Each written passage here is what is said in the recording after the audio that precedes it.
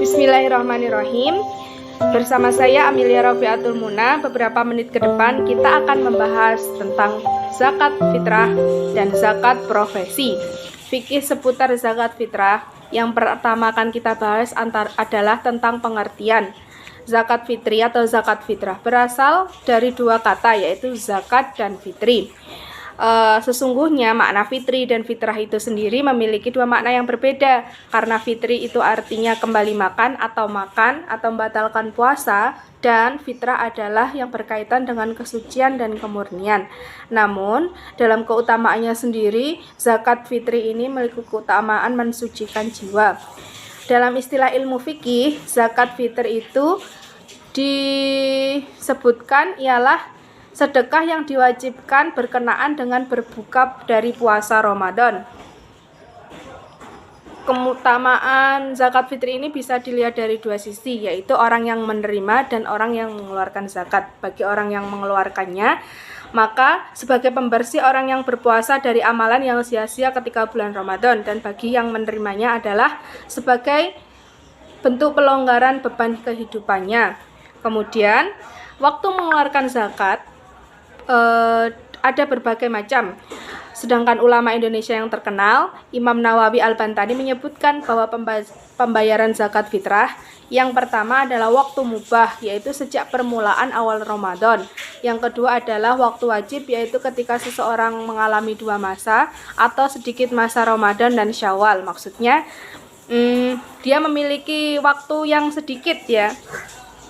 Kemudian yang ketiga adalah waktu sunnah, yaitu pembayaran zakat sebelum sholat id. Jadi waktu yang paling utama menurut ulama adalah ketika terbit fajar 1 Syawal hingga sebelum sholat id. Hukum zakat fitri atau zakat fitrah menurut jumhur ulama adalah fardu. Makna fardu untuk mayoritas ulama adalah sama dengan wajib, yaitu suatu perintah yang yang harus dikerjakan, dan bila ditinggalkan atau tidak dikerjakan dia berdosa. Apabila dikerjakan dia mendapatkan pahala. Lantas siapakah orang-orang yang wajib mengeluarkan zakat? Zakat fitri itu wajib bagi setiap muslim, baik mereka merdeka ataupun budak, orang tua maupun anak-anak, laki-laki maupun perempuan, sedang sehat akalnya atau gila. Semuanya wajib mengeluarkan zakat asalkan dia muslim. Dan orang kafir tidak wajib mengeluarkan zakat. Inilah kriteria yang disepakati oleh jumhur ulama. Sedangkan kriteria mampu dalam mengeluarkan zakat fitrah dibagi menjadi dua menurut para ulama.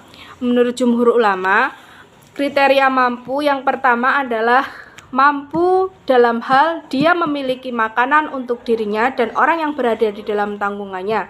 Sedangkan menurut Hanafiyah ialah orang yang memiliki harta kekayaan senisab emas atau setara dengan 85 gram emas yang telah sampai nisab atau waktunya, yaitu selama kurang lebih 1 tahun. Namun yang telah disepakati oleh Syafi'i dan kebanyakan orang Indonesia adalah pendapat jumhur ulama. Kemudian apa yang dikeluarkan dalam zakat fitrah? Dalam sebuah hadis disebutkan bahwasanya kami mengeluarkan zakat fitr ketika dahulu Rasulullah bersama kami sebanyak 1 sak to'am atau hitoh atau 1 sak kurma atau 1 sak syair atau 1 sak zabib atau 1 syak akid, dan aku terus mengeluarkan zakat fitr sedemikian itu selama hidupku. Hadis riwayat Jamaah Nailul Autor. Jadi dalam hadis ini bila kita perhatikan, semua yang disebutkan adalah makanan pokok yang dapat tersimpan lama. Jadi kriteria makanan yang boleh dizakatkan merupakan makanan pokok di negara tersebut. Bukan seperti makanan yang tidak mengencangkan perut, yaitu mungkin bisa saja permen, kerupuk, namun harus berupa makanan pokok dan bahan mentah yang bisa disimpan oleh orang yang menerima zakat, seperti beras, gandum, jagung, dan lain-lain. Lantas, berapakah ukuran 1 sak dalam ukuran sekarang itu?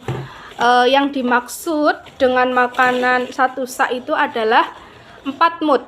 Sedangkan 1 mud adalah ketika kedua telapak tangan ditautkan begini membentuk satu mud, sedangkan 1 sa adalah 4 mud. Berarti 1 sa adalah 4 kali dua tangan ini ditautkan. Atau jika dalam fikih ulama klasik disebutkan 1 sa itu sama dengan 1 mud, yang berarti 1 mud adalah 675 gram. Berarti 675 gram dikali 4 sama dengan 2700 gram atau setara dengan 2,7 kg. Dan inilah yang dipakai oleh mayoritas ulama klasik. Selanjutnya adalah mustahik zakat, orang yang berhak menerima zakat. Siapakah orang yang berhak menerima zakat? Hal ini telah disebutkan dalam Quran Surat At-Taubah ayat 60. Sesungguhnya zakat itu hanyalah untuk orang-orang fakir, orang miskin, amil zakat, mu'alaf, untuk memerdekakan hamba sahaya, yang orang yang gharim banyak hutang, dan orang yang berada di jalan Allah, dan untuk yang sedang dalam perjalanan sebagai kewajiban dari Allah. Dan 8 golongan ini adalah orang yang berhak menerima zakat. Sedangkan siapa orang yang tidak boleh menerima zakat? Ada 5. Dalam kitab Fathul Qorib disebutkan bahwasanya orang kaya, hamba sahaya, Bani Hashim, Bani Muthalib, dan orang kafir tidak boleh menerima zakat fitri. Kemudian yang akan kita bahas selanjutnya adalah zakat profesi. Apakah zakat profesi itu? Yaitu zakat penghasilan yang dikenakan pada setiap pekerjaan atau keahlian profesi tertentu, baik yang dilakukan sendiri maupun bersama dengan orang atau lembaga lain yang mendatangkan penghasilan uang halal yang memenuhi nisab, batas minimum untuk mengeluarkan zakat. Contohnya adalah pejabat, pegawai negeri dan swasta, dokter, konsultan, advokat, dosen, makelar, seniman, dan sejenisnya. Apabila mereka memiliki harta atau penghasilan yang telah mencapai nisab, maka mereka wajib mengeluarkan zakat. Zakat profesi ini adalah salah satu jenis dari zakat harta. Bagaimana cara menghitung zakat profesi? Tentu hal ini ada cara-caranya. Berikut cara-caranya. Dalam kitabnya, Yusuf Qaradawi menyebutkan di bab zakat profesi dan penghasilan dijelaskan tentang cara mengeluarkan zakat penghasilan, yaitu ada 3 wacana. Yang pertama adalah pengeluaran bruto. Jadi semisal gaji setiap bulan adalah 3 juta, 3 juta kali 12 bulan, 12 kali 3, 36 juta. Jadi zakat yang dikeluarkan adalah 2,5 dari penghasilan setiap bulan 3 juta. Seperti itu, yaitu zakat dengan pengeluaran bruto. Yang kedua adalah dengan dipotong operasional kerja. Bagaimana maksudnya? Jadi setelah menerima penghasilan, maka dipotong dahulu dengan biaya operasional kerja. Contohnya saja, jika seseorang mendapatkan gaji 2 juta sebulan, dikurangi biaya transport dan konsumsi harian di tempat kerja sebanyak 500.000, maka sisanya adalah 1.500.000. Maka yang dizakatkan adalah 2,5% dari 1.500.000, yaitu 37.500. Seperti itu. Kemudian yang ketiga adalah pengeluaran neto atau zakat bersih. Yang dimaksud di sini adalah setelah kita menerima gaji, kemudian dikurangi dengan kebutuhan pokok sehari-hari, baik pangan, papan, hutang, dan kebutuhan pokok lainnya, sehingga penghasilan tersebut menjadi penghasilan bersih yang wajib ditunaikan zakatnya. Misalnya penghasilan seseorang 5 juta per bulan, kemudian dikurangi dengan kebutuhan pokok sehari-hari, makanan, pangan, hutang, dan kebutuhan lainnya, yang akhirnya mendapatkan nilai bersih sebanyak 2 juta, maka yang wajib dizakatkan adalah 2,5% dari 2 juta tersebut. Begitulah menurut buku yang ditulis oleh Dr. Yusuf Qaradawi. Kesimpulannya, seseorang yang mendapatkan penghasilan halal dan mencapai nisab 85 gram emas wajib mengeluarkan zakat 2,5%. Boleh dikeluarkan setiap bulan atau di akhir tahun.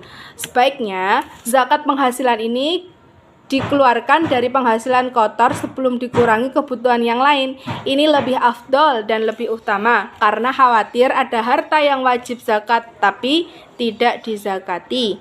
Demikianlah penjelasan dari saya. Mohon maaf atas kurang lebihnya. Wassalamualaikum warahmatullahi wabarakatuh.